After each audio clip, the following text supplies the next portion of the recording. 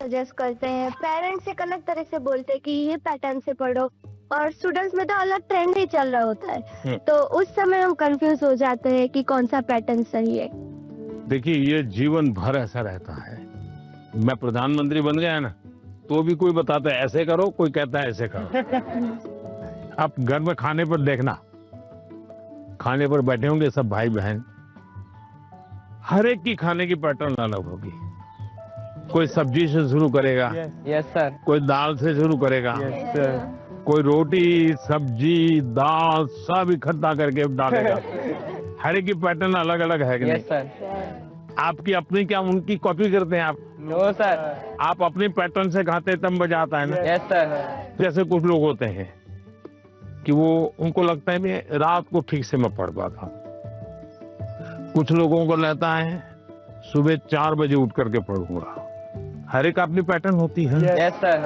लेकिन कुछ लोगों की बेईमानी होती है, रात को मम्मी को कहता है नहीं कल से मैंने सुबह पढ़ना शुरू किया। सुबह मम्मी उठाने आती है तो कहते नहीं मुझे तो ये टालते रहते हैं। Yes sir. हैं? पहली बात है आप अपनी जो पैटर्न है उस पर पूरा भरोसा करो, लेकिन जो पैटर्न के लिए सुझाव देते हैं उसको ध्यान से सुनो, समझने की कोशिश करो, और उसमें आपको लगता है यार मेरी पैटर्न तो है लेकिन ये चीज मैं अगर जोड़ दूं तो अच्छा होगा, लेकिन किसी के कहने पर मत जोड़ो, अपने अनुभव से जोड़ो।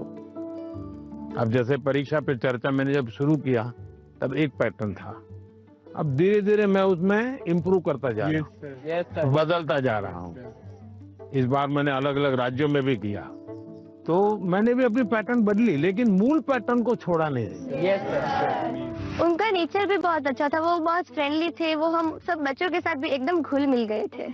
प्रधानमंत्री जी ने हमें बताया कि हमें सभी का पैटर्न सुनना है, सभी में से कुछ कुछ गुण लेना है, हमें हमारा पैटर्न में ही फोकस करना है, सबका कुछ अच्छा अच्छा गुण हमें लेना है और वही पैटर्न हमें धीरे धीरे आगे बढ़ाना है। पैटर्न में ही फोकस करना है, सबका कुछ अच्छा अच्छा गुण हमें लेना है और वही पैटर्न हमें धीरे धीरे आगे बढ़ाना है। नर्मदे सर। नर्मदे। और सर मेरा नाम आयुष तिवारी है सर। तो मेरा प्रश्न यह है कि अक्सर कई बार हम स्कूल या टीचर की स्पीड से मैच नहीं कर पाते और जो छूट जाता है हम उसे कवर करने के चक्कर में आगे के चैप्टर्स भी मिस करते जाते हैं और हम पीछे रह जाते हैं। तो इस सिचुएशन में हम कैसे अपने उसको मैनेज? आपकी टीचर के खिलाफ शिकायत है? No sir. लेकिन आपने बड़ी चतुराई से टीचर के खिलाफ अपनी कंप्लेंट बता ली, तो मैं जवाब टीचर के लिए देता हूँ। Yes sir. हाँ? टीचर का प्रयास रहना चाहिए कि स्टूडेंट की ये स्पीड है, एक कदम ज्यादा स्पीड मेरी रहेगी, ज्यादा नहीं। हमारा लक्ष्य ऐसा होना चाहिए जो पहुंच में हो लेकिन पकड़ में ना हो। Yes sir. Sir exam warrior में भी लिखा है मंत्र 26, goal should be with in reach but not easily achievable. वाह, सब याद रखते हैं आप लोग। लेकिन 50 कदम आगे चला जाएगा तो स्टूडेंट कहेगा भाई ये तो चला गया, मेरा काम नहीं है। जैसे किसान खेत को जोतता है ना, स्टूडेंट के मन को जोतना चाहिए। इसका तरीका क्या है?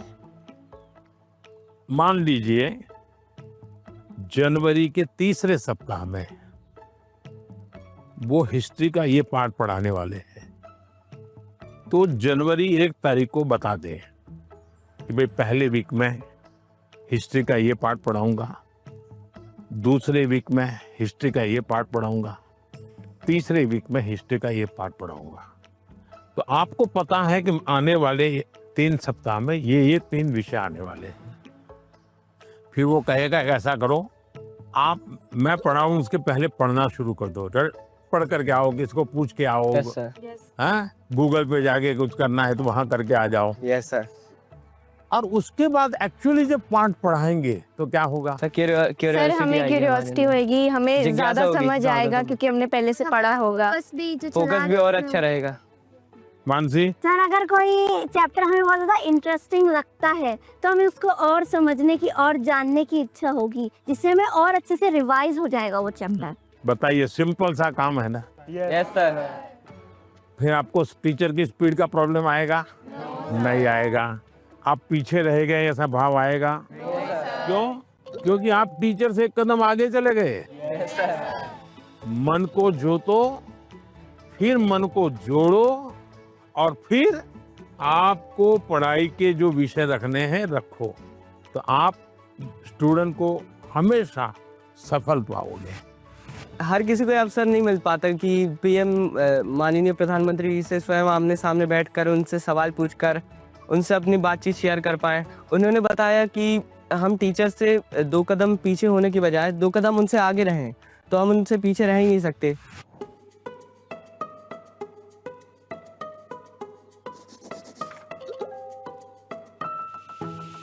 नमस्ते हाँ, सर। नमस्ते। मैं श्रेया प्रधान हूँ सिक्किम से। सर सो एक सेल्फ कंपोज सॉन्ग है। सो ये 3 लैंग्वेजेस में लिखा हुआ है, अरे वाह। हिंदी, नेपाली और बंगाली में।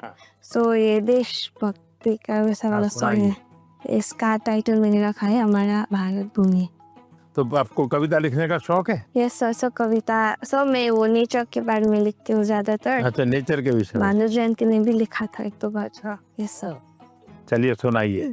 हमारा भारत भूमि है, ऋषियों का ये देश है। हमारा भारत भूमि है, ऋषियों का ये देश है। अनेकता में एकता, शांति का परिवेश है। अनेकता में एकता, शांति का परिवेश है। देवी देवता को प्रिय वासियों, मानवता मौला एक उठानियो। शाबाश, बहुत सुंदर, बहुत सुंदर। देश की एकता की बात बताई। ये भारत श्रेष्ठ भारत। मानसी, तुम्हें तो आता होगा बेटा कुछ गाना? Yes sir. कौन सा मैं भी गाओगी, गाना बताओ। सुनाना चाहती हूँ। हाँ, सुनाओ। सर ये गाना मेरी मदर ने लिखा है और ये गाना जो है ये स्टूडेंट्स को डेडिकेटेड है। अच्छा, सुनाओ। बढ़ता चल तू, बढ़ता चल, करता चल, कुछ करता चल। सारी दुनिया तेरे पीछे मुश्किलों से लड़ता चल। सारी दुनिया तेरे पीछे मुश्किलों से लड़ता चल। बढ़ता चल तू, आगे बढ़ता चल। वाह, शानदार। आपकी माताजी को मेरी बधाई दे देना। Sir thank you sir. बहुत इंस्पायरिंग लिखा है माँ ने। सर मेरा यूट्यूब चैनल और फेसबुक पेज और इंस्टाग्राम ये है। अच्छा, यस सर। मेरे फेसबुक पेज में फॉलोअर्स हैं 1.5 लाख। 1.5 लाख। बहुत ज़्यादा मज़ा आया मेरे लिए। ये बहुत ज़्यादा बड़ी और गर्व की बात है जो मैं उनसे मिली। आइए सब लोग बैठ जाइए।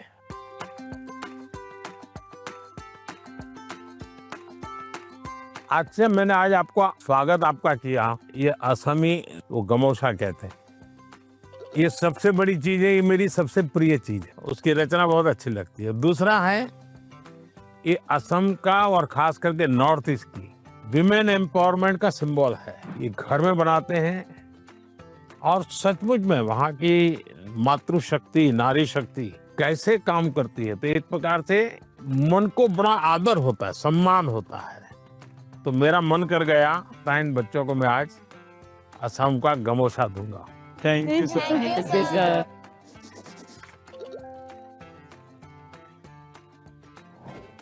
मेरा नाम सबावत वेंकटेश है। हाँ, वेंकटेश गारू, बताइए। तो सर अभी मुझे है ना टेक्नोलॉजी और रोबोटिक्स में बहुत इंटरेस्ट है। तो आजकल कई बार आपने भी बोला था कि स्किल ज़्यादा ज़रूरी है, और बाहर भी लोग बोलते हैं मार्क्स ज़्यादा ज़रूरी है, स्किल ज़रूरी है, मार्क्स ज़्यादा ज़रूरी है। ऐसा ही सोच सोच के हमारे अंदर एक डर बैठ जाता है।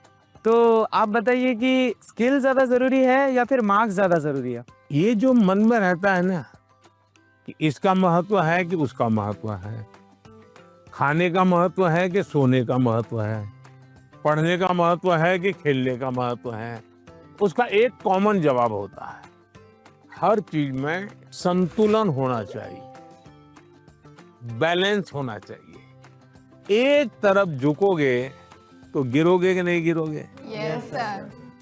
और सही बैलेंस करके रहोगे तो गिरोगे क्या कभी? तो ये सिंपल सी बात है। अब दूसरी बात है, स्किल में भी 2 प्रकार के स्किल है। एक है लाइफ स्किल, दूसरा है प्रोफेशनल स्किल। उसमें भी कोई मुझे पूछेगा कि साहब लाइफ स्किल में ध्यान देना चाहिए कि प्रोफेशनल? मैं कहूंगा दोनों में देना चाहिए। अब मुझे बताइए, बिना अध्ययन किए, बिना ऑब्जर्वेशन किए, बिना ज्ञान प्राप्त किए कोई भी स्किल आ सकता है क्या? तो स्किल की शुरुआत तो ज्ञान से ही होती है। Yes sir. तो उसका महत्व कम नहीं है। मान लीजिए हम बहुत बढ़िया पढ़ लिए हैं, लेकिन एक बार अचानक माँ बाप को बाहर जाना हुआ। अब हमें भूखे मर रहे हैं, किचन में सब पड़ा है, लेकिन पता ही नहीं कैसे करूं, क्या करूं, कि डब्बे में क्या है, कैसे निकालूं। क्यों? हमने कभी ध्यान ही नहीं दिया। जो इसलिए लाइफ स्किल जीवन की रोजमर्रा की जिंदगी है, इसमें हमारी लाइफ स्किल अच्छे से अच्छी कैसे हो। मेरा सुबह उठने का समय क्या है, सोने का समय क्या है, मैं व्यायाम करता हूं तो मेरी उम्र के हिसाब से मैं व्यायाम करता हूं, मुझे नया व्यायाम में सीखता हूं कि नहीं सीखता हूं। मैं किसी को मिलने जाता हूं तो मुझे बातचीत करना कॉन्फिडेंस से आता है कि नहीं आता है। मुझे रेलवे स्टेशन पे गया और मुझे मालूम ही नहीं है भाई टिकट कहाँ से लेना, तो मैं 10 लोगों को पूछता हूँ भाई टिकट कहाँ से लेता हूँ। तो लाइफ स्किल जो है वो हमने आत्मसात करनी ही करनी चाहिए। अब दूसरा विषय प्रोफेशनल स्किल। आप मानो डॉक्टर बनने वाले हैं, तो डॉक्टरी की स्किल आपकी एकदम से अपडेट होनी चाहिए। ऐसा नहीं कि मैं नंबर 1 हो गया था यूनिवर्सिटी में और इसलिए मैं ऑपरेशन करूं या न करूं चल जाएगा, ऐसा नहीं है। आपको अगर हार्ट स्पेशलिस्ट बनना है तो किताबें आपको हार्ट स्पेशलिस्ट बनने में मदद कर सकती है, हार्ट स्पेशलिस्ट नहीं बना सकती। हार्ट स्पेशलिस्ट तो आप तब बनेंगे जब एक्चुअली आप पेशेंट के साथ, उसके हर स्टेजेस के साथ जुड़ करके अपना स्किल डेवलप करोगे। अगर आपको वकील बनना है, आपको कॉन्स्टिट्यूशन की सारी धाराएं पता है, इस धारा में इतनी सजा होती है, इस धारा से ऐसे बेल मिलता है, सब मालूम है। लेकिन अगर आपको अदालत में जाकर के एक वकील के रूप में तैयार होना है तो किसी वकील का जूनियर बनना पड़ता है, प्रोफेशनल स्किल सीखनी पड़ती है, उसमें से आपको आगे आना होता है। और इसलिए लाइफ स्किल, उसमें कोई कॉम्प्रोमाइज नहीं है, 100% वो तो अचीव करना ही चाहिए। प्रोफेशनल स्किल, जिस प्रोफेशन में इंटरेस्ट है, इसमें लगातार नया करते जाना। अब उसमें भी पहले हार्ट के पेशेंट को इतनी टेक्नोलॉजी नहीं थी, आज टेक्नोलॉजी आ गई। तो आपकी उम्र भले 40 साल हो गई होगी, लेकिन आपको टेक्नोलॉजी पढ़नी पड़ेगी। तो शिक्षा और स्किल एक दूसरे के जुड़वा भाई बहन है, वो दो अलग नहीं है, लेकिन स्किल जीवन में बहुत अनिवार्य है। मैं एक बहुत गरीब फैमिली से बिलोंग करता हूँ। फैमिली भी प्राउड फील कर रही है कि मेरा बेटा गया है। वो एक्साइटमेंट बढ़ गई थी उनसे बात करने के लिए, तो हमें ऐसा चांस मिला कि हम बात कर सकते हैं उनसे। जैन सर, मेरा नाम मेमोता के शाम है। मैं सैनिक स्कूल इम्फाल मणिपुर से आई हूँ। सर, आप बचपन से मेरी एक बहुत बड़ी इंस्पिरेशन रही है और मेरा जन्मदिन भी आपके साथ ही आता है। अच्छा, मुझे अभी एक नेता ने फोन किया था मेरे जन्मदिन पर, है 17 सितंबर को। तो उसने मुझे कहा कि आपके 75 हो गए, बोले अभी 25 बाकी है। मैंने कहा तो मैं जो बीता है उसको गिनता नहीं हूँ, जो बचा है उसको गिनता हूँ। और इसलिए जीवन में मैं आपको भी कहता हूँ, बीता है उसकी गिनती में समय बर्बाद मत कीजिए, जो बचा है उसको जीने के लिए सोचिए। अच्छा बताइए। सर, मेरा आपसे ये प्रश्न है कि सर, हम बोर्ड्स एग्जाम या फिर कोई स्कूल के एग्जाम के प्रिपरेशन करते समय पिछले कुछ सालों के क्वेश्चंस देखते हैं और हम ये अपने आप तय कर लेते हैं कि कौन सा टॉपिक ज़्यादा सही रहेगा, कौन सा ज़रूरी है, और कुछ हम सोचते हैं कि मार्क्स कम है एग्जामिनर का, यहाँ पे फोकस नहीं होगा तो हम छोड़ देते हैं। क्या ऐसा करना सही है? कभी कभी आपने देखा होगा अखबार में हेडलाइन आ जाती है कि इस बार पेपर बहुत भारी था, बच्चों को बहुत तकलीफ हुई। ये क्यों होता है? सिलेबस के बाहर का होता है क्या? No sir. लेकिन आपको भारी क्यों लगता है? क्योंकि आपने वो 10 साल की पैटर्न के जो 3, 4, 5 साल एक एक विषय के सवाल है उसी पर ध्यान केंद्रित किया। पहले आता था श्योर सजेशंस, फिर आने लगा इम्पोर्टेंट क्वेश्चंस, फिर आने लगा 10 साल के पेपर आप कर लीजिए वही पैटर्न चलेगा। ये बीमारी जब मैं पढ़ता था तब भी थी, और ये बीमारी फैलाने का काम कुछ टीचर भी करते हैं। टीचरों को क्या लगता है कि मेरे स्कूल का नंबर अच्छा हो, मेरे क्लास का नंबर अच्छा हो, इसलिए वो क्या करते हैं, जिससे नंबर मिले वही पढ़ाते हैं। अच्छे टीचर आपने देखा होगा सर्वांगीण विकास के लिए पूरा सिलेबस पढ़वाते हैं, पूरे सिलेबस पर मेहनत करवाते हैं, उस सिलेबस का आपकी जिंदगी में क्या उपयोग है वो समझाते हैं। अब आप देखिए कोई खिलाड़ी है, अगर मान लीजिए उसको बॉलिंग करनी है तो क्या वो अपने कंधे के मसल से मजबूत करता रहेगा तो अच्छा बॉलर बनेगा क्या? उसको और क्या क्या करना पड़ेगा? एक्सरसाइज करनी पड़ेगी, योगा करना पड़ेगा, एक्सरसाइज करनी पड़ेगी, पूरे शरीर को मजबूत करना पड़ेगा, उसको मन को भी मजबूत करना पड़ेगा। Yes sir. उसको अपना खाने की पद्धति को भी उसके अनुकूल बनाना पड़ेगा। Yes sir. उसको नींद भी उस प्रकार से लेनी पड़ेगी।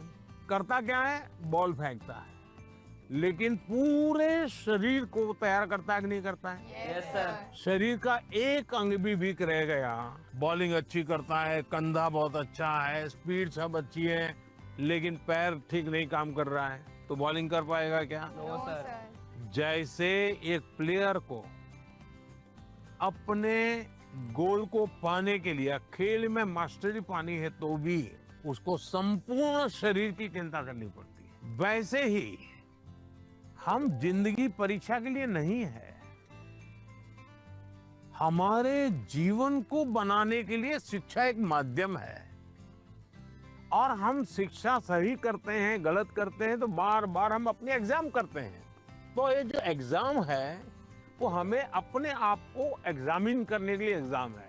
अल्टीमेट गोल एग्जाम के नंबर नहीं हो सकता है। अल्टीमेट गोल संपूर्ण जीवन के विकास का होना चाहिए। और इसलिए ये जो पैटर्न हम 10 क्वेश्चन कर लें, ये कर लें, हमने अपने आप को सीमित नहीं करना चाहिए। इसका मतलब ये नहीं कि ये भी नहीं करना, ये भी करना चाहिए, लेकिन उसको अगर 10% देते हैं तो 90% और करना चाहिए। तो मेरा तो सभी विद्यार्थियों से आग्रह है कि आप जिंदगी सबसे ज्यादा उत्तम बने, जीवन अपना श्रेष्ठ बने, अपना पूरा जीवन शानदार रहे, उसके लिए जीवन को तैयार करना है। और शिक्षा एक माध्यम है, उस माध्यम के रूप में उसको करना चाहिए। ठीक है? सर मैं आपसे ये क्वेश्चन पूछना चाहती हूँ कि जिस सब्जेक्ट में मुझे ज़्यादा मेहनत करने की ज़रूरत है उसका फोकस ना करके प्री बोर्ड में कैसे बेहतर परफॉर्म करने के लिए उसका भी प्रेशर होता है, हम कैसे अपनी पढ़ाई में संतुलन बनाए? ये सबके लिए चिंता का विषय है। पहले क्वार्टर में कुछ विषयों में अच्छा करते हैं, दूसरे क्वार्टर में कुछ विषयों में अच्छा करते हैं, और फिर हमको लगता है कि अब क्या करूं, मैं ये करूं कि वो करूं।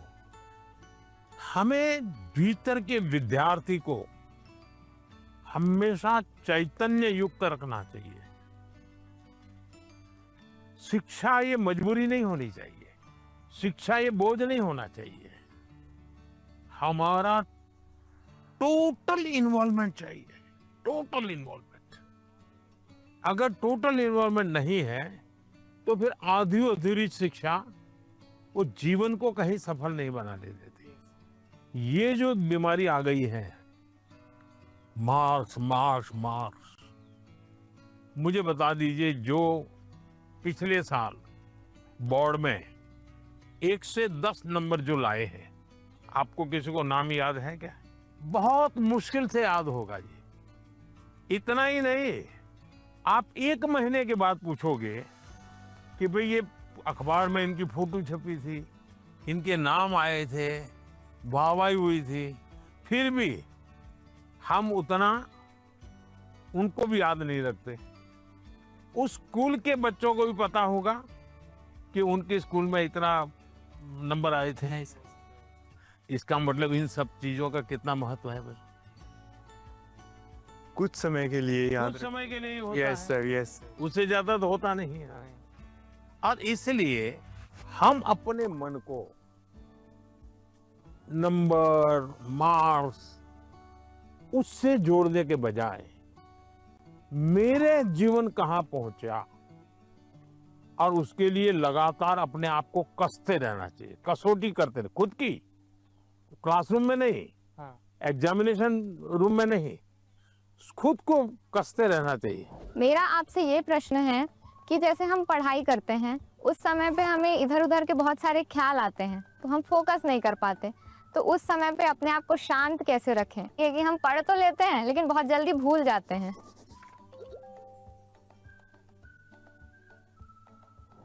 अब जैसे आज यहाँ आप आए हैं, आज से 25 साल के बाद कोई आपको आज के इस कार्यक्रम के विषय में को पूछेगा तो क्या होगा? भूल जाएंगे कि याद रहेगा? याद रखिए सर, ये बहुत यादगार रहेगा। सर ये बहुत स्पेशल मोमेंट है जो हम आपसे मिल रहे हैं।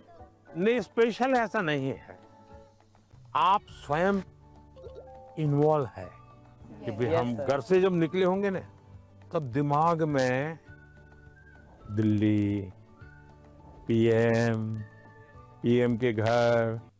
I used to think the Max is the ghost, but now I am the ghost. मेरे बचपन पे मैक्स को देखकर इतना डरा कि वो जैसे भूत, पर अब मैं इतना नजदीक गया हूँ कि अब मैक्स को छोड़कर नहीं रह पाता। अच्छा, इतना बड़ा चेंज आया। आपने वैदिक मैथमेटिक्स देखा है? नहीं, ऑनलाइन वैदिक मैथमेटिक्स के क्लास चलते हैं क्योंकि वो जादू के खेल की तरह, अगर थोड़ा उसमें रुचि लेंगे तो आपको बहुत मजा आएगा और अपने दोस्तों को भी मैथ्स के उस प्रकार के गेम दिखा सकते हो तो आपकी रुचि और बढ़ जाएगी। Yes, sir. I used to be scared of exams, but it is my friend now. Exam जब डेट शीट आए तो बहुत डर लगता था कि अब एग्ज़ाम में क्या होगा। ये फिर ये एग्ज़ाम वॉरियर बुक का आपकी इसका पहला मंत्र ये कि परीक्षा को हमें उत्साह या उमंग की तरह लेना चाहिए, उत्सव की तरह लेना चाहिए। आपकी पढ़ के उससे मेरे को काफ़ी मोटिवेशन मिला। कभी कभी आपको जो समस्याएं आती है ना वो घर में से ही आती है, तो जो चीज इसमें से आपको काम आई है वो चीजें उनके काम भी आएगी। कम से कम आपके परिवार के जो बड़े लोग हैं ना उनके साथ परीक्षा पे चर्चा पढ़ने के लिए कहिए, उसकी चर्चा कीजिए। Yes sir. और कोई मंत्र है तो खास लाइन करके बताइए, देखिए ये पीएम ने ये कहा है, तुम पढ़ो। सर मेरी मम्मी ने सारे मंत्र पढ़े और मम्मी बहुत खुश हुई। देखिए आपकी ताकत बढ़ गई। I used to be Scared of low marks, but now it is my friend. So पहले ऐसा था कि मतलब हमें लगता था कि मार्क्स ही सब कुछ है। एग्जाम्स के बाद हमारे मार्क्स कम आते थे तो ऐसा लगता था कि अभी मतलब सब कुछ एंड हो गया। पर जब हमने बुक पढ़ा तो मतलब आपने जिस लिखा था एग्जाम सिर्फ एक लाइफ का प्रिपरेशन है और आपने हमें डॉक्टर APJ अब्दुल कलाम का एग्जाम्पल दिया। हाँ, याद है आपको? मतलब उन्होंने फेलियर किया पर अगर वो फिर अगर ट्राई नहीं करते तो हम लोगों को मतलब मिसाइल मैन ऑफ इंडिया नहीं मिलता। तो उसके बाद मुझे सीख मिला कि एग्ज़ाम के मार्क्स कुछ नहीं है, मतलब अगर हम लोग फिर ट्राई करेंगे तो और अच्छा और बेहतर कर सकते। अच्छा, अभी तुम्हारा टेंशन कम हो गया तब कोई नई चीज सीखने का मन करता है? Yes sir. गाना सीखूं, बजाना सीखूं, ऐसा कुछ नया विचार है? पेंटिंग सीखूं, यस सर। ऐसा समय मिला तो कर रही हो? हाँ सर, अब मतलब पोएम लिखता पोएम लिखता है? अच्छा, स्टार्ट करेगा। हाँ। I used to be scared of presentations, but now it's one of my जैसे आपकी तरफ है देखा है कि आप कितना जैसे वो कॉन्फिडेंस है और ये बुक भी मैं पढ़ता है। अभी मैं कॉन्फिडेंस में है और ये परसिस्टेंस कि जब मैं फेल करूँगा तो मैं क्विट नहीं करूँगा, मैं फिर से तैयार करूँगा। तो मैं अभी जैसे आगे मैं ये प्रेजेंटेशन कर सकता है। तो अभी हिम्मत आ गया। इसलिए सब मान लीजिए फुटपाथ पर गरीब महिलाएं सामान बेच रही और इतने में कोई झगड़ा हो गया, तो वो गरीब महिला जिसने कभी टीवी को जवाब नहीं दिया, आपने देखा होगा वो कितना बढ़िया इंटरव्यू देती है। कैसे हुआ, क्या हुआ, कैसे हुआ, कारण क्या है? जो चीज उसने अपने अनुभव में आंखों के सामने देखा, लाग लपेट नहीं, झूठ बोलना नहीं है, तो एकदम से सरलता से वो बता देती है। ये कॉन्फिडेंस कहां से आया? सच्चाई के कारण आया। आपका भी कॉन्फिडेंस कैसे आया? उस सच्चाई से आया कि जो मैं कर रहा हूं, मैंने जो किया है, मैं जो कह रहा हूं, मैं सही कर रहा हूं। मैं डरती थी कि पेपर देते टाइम मैं घबरा ना जाऊं, स्पेशली लिटरेचर में देखती थी मैं लंबी, उससे मैं घबरा जाती थी बुक पढ़ने के बाद। अब मुझे लगा नाउ आई कैन, अब मैं नहीं घबराऊंगी, अब मुझे प्रैक्टिस करना है, लिख लिख के और प्रैक्टिस करूंगी ताकि मैं घबराऊं ना इतना लेंदी पेपर, और मैं ज्यादा स्पीड से और तेजी से लिखने की कोशिश करूंगी, मैं अपना हैंडराइटिंग सब कुछ इम्प्रूव करूंगी। एकदम कॉन्फिडेंस आ गया। अभी देखती हो बाद में तो गलती नहीं पकड़ना। बिल्कुल नहीं, क्योंकि मुझे पता चल गया ना कि मुझे क्या प्रॉब्लम है। मैं घबरा जाती थी एक्चुअली पेपर देख के, लेकिन अब नहीं। देखिए ये सही चीज पकड़ा है। सचमुच में हम वीक नहीं है, हम हड़बड़ी में सब गलती कर देते हैं। कुछ टेक्निक काम आती है। मान लीजिए ऐसा पेपर है ना, चुपचाप 30 सेकंड ऐसे बैठिए और एकदम गहरी सांस लीजिए। सांस ऐसे लीजिए एकदम सीना फूल जाए, इतना जितना भर सकते हैं भरिए, और फिर धीरे से उसके सांस को निकालिए। आपका मन एकदम से अलग हो जाएगा। फिर उसकी ओर देखिए तो आपको नई चीज हाथ लग जाएगी, सही चीज हाथ लग जाएगी। नहीं आता है इसलिए गलती होना अलग बात है, लेकिन आता है और गलती होगा ऐसा कभी नहीं होगा। नमस्कार सर, जय शंकर। मेरा नाम नीलुमलय बर्मन है। तो सर मेरा क्वेश्चन ये है कि छोटे घर, शोर और कामकाज के बीच मतलब पढ़ना अक्सर थोड़ा मुश्किल हो जाता है, और अगर माता पिता हमारे सपनों को उतना सपोर्ट नहीं करते, उतना गंभीरता से नहीं लेते, तो अब हम क्या कर सकते? देखिए मैं बताता हूँ, मैंने एक वीडियो देखा था सोशल मीडिया पे जो मेरे मन को छू गया था। एक पिताजी बैलगाड़ी में अपना जो रोजी रोटी कमाने के लिए कुछ सामान लेकर के जा रहे थे, और उनका बच्चा उस बैलगाड़ी में सामान भरा पड़ा था, ऊपर कहीं सामान के ऊपर बैठा हुआ था, लेकिन क्या कर रहा था, वो अपनी किताब पढ़ रहा, यानी वो कंफर्ट की चिंता नहीं कर रहा। Yes sir. कुछ लोग होते हैं कि भाई नींद नहीं आती, क्यों नहीं आती, कमरा ऐसा है, अगर उसको 5 स्टार होटल में रखोगे ना तो भी नींद नहीं आएगी। तो ये जो सोच है कि सुविधा होगी तो क्षमता आएगी, ऐसा नहीं है। हमारे देश में बोर्ड की एग्जाम में जो नंबर लाते हो बच्चे कौन है, छोटे छोटे गांव के हैं। पहले क्या होता था, बड़े परिवार के, बड़ी स्कूल के बच्चे ही, अब ऐसा नहीं है, छोटे छोटे परिवार के।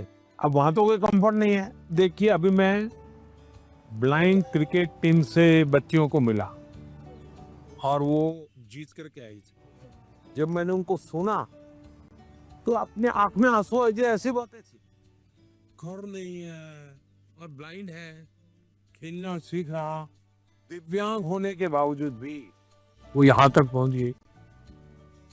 तो उसको कहाँ पैदा हुई, कहाँ रहती थी, उसमें मैटर नहीं करता था। तो हम कंफर्ट जोन ही जीवन बनाता है, ये भ्रम में नहीं रहना चाहिए। जीवन बनता है जिंदगी जीने के तरीके से। माननीय प्रधानमंत्री जी को देखा तो मुझे तो अपने आप पर विश्वास नहीं हो रहा कि वो आ रहे हैं लीडर है इंडिया के, तो मुझे लगा कि वो बहुत सीरियस रहते होंगे। लेकिन जब उनसे बातें की ना, बातें करके अपने अपने लगे, उन्होंने जो एडवाइस दी थी उसको सुनकर ऐसा लगा कि हाँ मैं तो ये कर सकता हूँ। अब मैं वो फॉलो करूंगा और अपने जीवन में उसको उन एडवाइस को फॉलो करने की कोशिश करूंगा। वनकम सर। वेलकम सर, मेरा नाम निखिल है सर, मैं लैंड ऑफ टेम्पल्स तमिलनाडु से आया हूँ सर। तो एग्जाम्स के वक्त कभी कभी हमारे घर में गेस्ट आते हैं सर, और वो हमारे प्रिपरेशन के बारे में पूछते हैं। कुछ चीज़ें हम अपने माइंड से निकाल के रख देते हैं, भूलना चाहते हैं, उसी के बारे में वो वापस पूछते हैं और हमें उसके बारे में याद दिला देते हैं सर। और इसके बारे में हमारे मम्मी पापा भी कुछ कर नहीं पाते सर। तो मैं आपसे ये पूछना चाहता हूँ, ऐसे सिचुएशंस को हम कैसे हैंडल कर सकते हैं सर? मैं एक चालाकी बताता हूँ, क्या करना चाहिए। जैसे आया ना, बोले अंकल जी आप बहुत सफल व्यक्ति हैं, मैंने सुना है, मुझे आप बताइए ना बचपन में आप कैसे पढ़ते थे, क्या आपको कभी गुस्सा आता था, क्या आपको कभी टीचर मारते थे, क्या आप कैसे करते थे? वो पूछे उसके पहले आप पूछो, आप देखिए पूरा टेबल टर्न हो जाएगा। हाँ सर। जब वो आए मैं टोटली सरप्राइज था। जिन्हें अभी तक टीवी में देखा है उन्हें रियल लाइफ में सीधा देखने को मिल रहा है, और उन्होंने मतलब बहुत क्रिएटिव आंसर दिया, मैंने एक्सपेक्ट नहीं किया था। उन्होंने बोला कि सीधा टेबल पलट देने के लिए। हमें उनसे जाके पूछना चाहिए कि आपने कैसे किया लाइफ में, आपने इस स्टेज में इस पड़ाव को आपने कैसे पार किया। जुले सर, मेरा नाम पद्मा है, मैं लद्दाख से हूँ। तो मेरा ये प्रश्न है कि हमारे जैसे हमारे उम्र के बच्चे को बड़े सपने देखने चाहिए और उन्हें पूरा करने की शुरुआत कहाँ से करना चाहिए सर? सपने न देखना वो तो क्राइम है। सपने देखने ही चाहिए, लेकिन सपनों को गुनगुनाते रहना ये कभी काम नहीं आता है। और इसलिए जीवन में कर्म को प्रधान देना चाहिए। मैं जहां हूं वहां मुझे सफल होना है, तभी मैं आगे जाऊंगा। मैं देखता रहूं और मुझे अगर पेड़ पे चढ़ना ही है तो आम देखता रहूं तो आम नहीं पकड़ता। अब जैसे मान लीजिए हमारा मन कर गया कि मुझे एस्ट्रोनॉट होना है और मुझे चंद्रमा पे जाना है, तो फिर मुझे पढ़ना चाहिए कि पहले एस्ट्रोनॉट कौन हुए, उनकी बायोग्राफी क्या थी, ये स्पेस होता क्या है। धीरे धीरे उसमें रुचि हमारी बढ़ानी चाहिए। फिर टीवी पे कोई कार्यक्रम है तो उसको खाद देखना चाहिए, तो आपको खाद पानी मिलता रहेगा, हैं, आपको फर्टिलाइजर जिसको कहे मिलता रहेगा, तो वो विचार आपका पनपेगा। औरों को बताने से फायदा नहीं होगा। कभी कभी हम बता देंगे, फिर मजाक उड़ाएंगे, ये तो एस्ट्रोनॉट बनने वाला है। तो हमारे मन के सपने पब्लिक नहीं करने चाहिए, लेकिन लिख करके रखने चाहिए। मैं बहुत नर्वस थी क्योंकि मेरा ये लाइफ का पहला एक्सपीरियंस था परीक्षा पे चर्चा पर। बट जैसे प्राइम मिनिस्टर मेरे सामने आते ही मेरा पूरा नर्वसनेस एक्साइटमेंट में बदल गया था। Sir, I have a question कि हम जो बड़े सपने देखते हैं उन्हें हमें पूरा करने के लिए रोजाना कौन सी एक छोटी सी हैबिट या कौन सी एक आदत अपनानी चाहिए जिससे हम अपने सपने के नजदीक पहुंचते जाएं? एक तो मुझे लगता है कि हमने बायोग्राफी पढ़नी चाहिए, बड़े जो भी सब है उसके विषय में।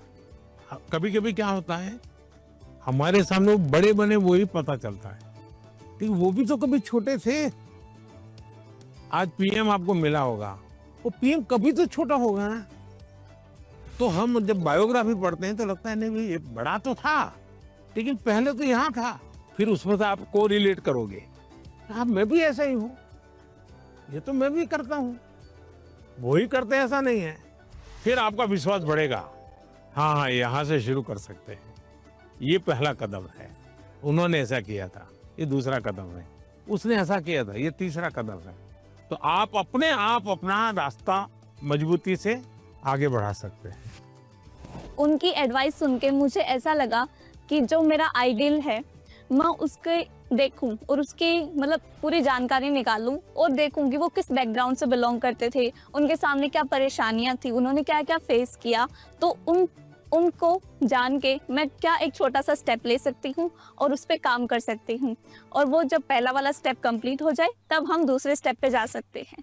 सर, मुझे आपको एक कविता सुनानी है। कविता सुनानी है, सुनाओ। हम सबके अरमान है आप, भारत के अभिमान है आप, भारतवर्ष के केवट है आप, मानवता के सेवक है आप। मैं बड़ी दूर से आई हूँ, कुछ प्रश्नों को अपने साथ दिलाई हूँ, परीक्षा पे चर्चा की सौगात उठाए हैं, फिर हम सब ने ये मौका पाए हैं। आप ममता की परछाई है, वंचितों के हमराही है, देश को आगे रखते हैं, भारत माँ की जय कहते हैं। तो लो मैं भी ये कहती हूँ, मन की बात रखती हूँ, आप साधना पुरुष और योगी हो, भारत के सपनों के मोदी हो। यह कहकर मैंने वाणी को विराम दिया, वाह वाह से वाह, आपको प्रणाम किया। बढ़िया कविता बनाती हो। जब वो मेरे से मिले, जब मैं पोएम सुना रही थी और जब वो मेरे से बात कर रहे थे और जैसे जैसे पास आ रहे थे ऐसे लग रहा था अब मेरे को चक्कर आएंगे और अब मैं यही गिर जाऊंगी। ये अच्छा हुआ, आप लोगों ने सब अपनी अपनी बातें लिखी। धन्यवाद सर। आइए,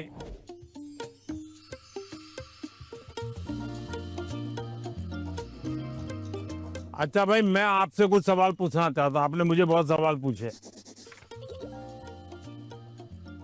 जो हिंदुस्तान में जो मैं विकसित भारत की बात करता हूँ, कौन सी साल बताता हूँ मैं विकसित भारत के लिए? 2047। Yes sir. क्यों बताता हूँ? कि ये 100 साल की एक सेंचुरी का गोल है। आजादी को 100 साल हो, जब भारत की आजादी के 100 साल होंगे तब आपकी एज कितनी होगी? 39 40 ऐसा है 39 49 ये 39, 40, 35, 45 ये जो एज होगी वो कितनी महत्वपूर्ण उम्र होगी आपकी, कितनी सारी चीजें आपके सामने तैयार होगी। तो ये सब मेहनत किसके लिए कर रहा हूँ? हमारे लिए। अब हम सबने करनी चाहिए कि नहीं करनी चाहिए? Yes sir. अब देखिए महात्मा गांधी जी ने 1915 में वो वापिस आए अफ्रीका से और आजादी का आंदोलन चलाया। तो 15 से 47 तक आजादी आजादी लगे रहे कि नहीं लगे रहे? Yes sir. आजादी आई कि नहीं आई? Yes sir. भगत सिंह जी फांसी के तख्त पर चढ़ गए, यस सर। छोटी आयु में चढ़ गए, लेकिन आजादी का सपना बो करके गए कि नहीं गए? Yes sir. हर दिलों में हर नौजवान को आजादी के लिए जीने के लिए सिखाया कि नहीं सिखाया? Yes sir. अगर आजादी के 25 साल पहले, आजादी के 30 साल पहले जो सपना देखा गया, उन सपनों के लिए जो उन्होंने कष्ट सहन किए, त्याग किया, बलिदान किया, आजादी मिली कि ना मिली? अगर इतनी बड़ी आजादी मिल सकती है तो क्या हम सबके प्रयत्न से विकसित भारत बन सकता है कि नहीं बन सकता है? Yes sir.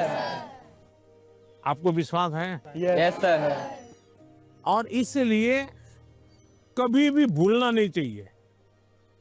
ये सपना हमेशा आपको भी घर में जाके लिखना चाहिए। विकसित भारत के लिए मुझे ये करना है। अब कौन सी ऐसी 5 चीजें हैं जिसको मैं करूं विकसित भारत के लिए? सर अपने अंदर स्किल्स डेवलप करेंगे। सर हम खुद पर विश्वास कर कर आगे बढ़ेंगे। खुद पर विश्वास करेंगे। स्वदेशी चीजों का ज्यादा उपयोग करेंगे। अब ये स्वदेशी करेंगे तो करेंगे कैसे? तो पहले हमें मन को तैयार करना पड़ेगा। Yes sir. स्वदेशी चीज तो बात की बात है। Yes sir. हम जो गुलामी की मानसिकता में जीते हैं, स्कूल में कोई दोस्त विदेशी जैकेट पहन के आया और कहेगा ये तो फलाने देश का है, तो हमारा ध्यान कैसा रहता है? अच्छा अच्छा, होता ही नहीं होता है। Yes sir. सर एक काम आप लोग करेंगे? Yes sir. सुबह ब्रश करने से लेकर के दूसरे दिन सुबह ब्रश करने तक हम जिन जिन चीजों का उपयोग करते हैं उसका लिस्ट बनाइए। आपको पता भी नहीं होगा, कंघी भी विदेशी होगी, आपको पता ही नहीं होगा। जूते भी विदेशी होंगे, आपको पता नहीं होगा। एक बार आपको लिख करके देखना चाहिए, चलो भाई इस महीने में ये 10 चीजें पुरानी हो जाएगी, अब नई इंडियन लाएंगे। अगले महीने ये 10 पूरी हो जाएगी, इंडियन लाएंगे। तो 1 साल के भीतर भीतर सब विदेशी चीजें निकल जाएगी, इंडियन चीजें घर में आ जाएगी। तो हमें तय करना चाहिए जैसा भी होगा मेरे शरीर पर, मेरे परिवार में, मेरे जीवन में, मेरी कोशिश होगी कि मैं पहले देखूंगा कोई बताओ पहले इंडियन है कि नहीं है, तो करेंगे। Yes sir. अगर हम ही हमारे देश की चीजों का गौरव नहीं करेंगे तो दुनिया करेगी क्या? सर अब जैसे हम लोग लेट हो जाते हैं तो क्या बोलते हैं? हम बोलते हैं ये तो इंडियन टाइम है, बोलते ही नहीं बोलते? Yes sir. मतलब हम लेट हम हुए, कार्यक्रम हमने देर से शुरू किया और गाली किसको दी? इंडिया को। दूसरा है कर्तव्य का पालन। पहले अपना जीने के तरीका बदलो। अब पहले शुरुआत करो स्वच्छता से। हम गंदगी नहीं करेंगे। हम दुनिया में कहीं देश का चित्र देखते हो साफ सुथरा दिखता है। Yes sir. ये साफ सुथरा क्यों है? सफाई करने वाले कारण साफ सुथरा है कि लोगों ने गंदगी नहीं की इसलिए साफ सुथरा है? लोगों ने नहीं थे। तो हमें अगर विकसित भारत बनाना है तो हम तय करें हम गंदगी नहीं करेंगे और हम स्वच्छता के विषय में परिवार में, बाहर, मोहल्ले में, सब जगह पे जरा भी कॉम्प्रोमाइज नहीं करेंगे। किसी ने फेंक दिया तो उसके साथ झगड़ा नहीं करेंगे, उठाकर ले लेंगे हम और हम उस कूड़े का तो देखेगा, वो शर्मिंदगी महसूस करेगा। कि मेरा कचरा इसने हाँ। उठाया। और इसलिए हमने जो नागरिक का कर्तव्य है उसका पालन करना चाहिए। हमारा हेल्दी रहना भी एक प्रकार से कर्तव्य है। Yes sir. तो हमें अपने कर्तव्यों का पालन अगर इतना भी कर ले तो दुनिया की कोई ताकत भारत को विकसित भारत बनाने से रोक नहीं सकती है। और आप जब 35-40 साल के होंगे उसका सबसे ज्यादा मजा लेने का मौका आपको मिलेगा। Yes sir. अब मुझे बताइए, जिसका फल आपको मिलने वाला है वो काम आपको करना चाहिए नहीं करना चाहिए? Yes sir. ज्यादा से ज्यादा आपको करना चाहिए नहीं करना चाहिए? Yes sir. चलिए, और मैं एक सवाल पूछता हूँ। आप उस पीढ़ी में है, आपके पास इतना खुला आसमान है, इतना बड़ा कैनवास है, आपको ध्यान में आता है कि ऐसी कौन सी चीजें आज हम कर सकते हैं? आजकल ज़्यादा ज़माना है जैसे एआई का है, काफ़ी चीज़ें एआई में होते हैं। देखिए, आप लोग भाग्यशाली हैं, आपको इतना टेक्नोलॉजी का अपॉर्चुनिटी मिला है जो मेरे जमाने में नहीं था।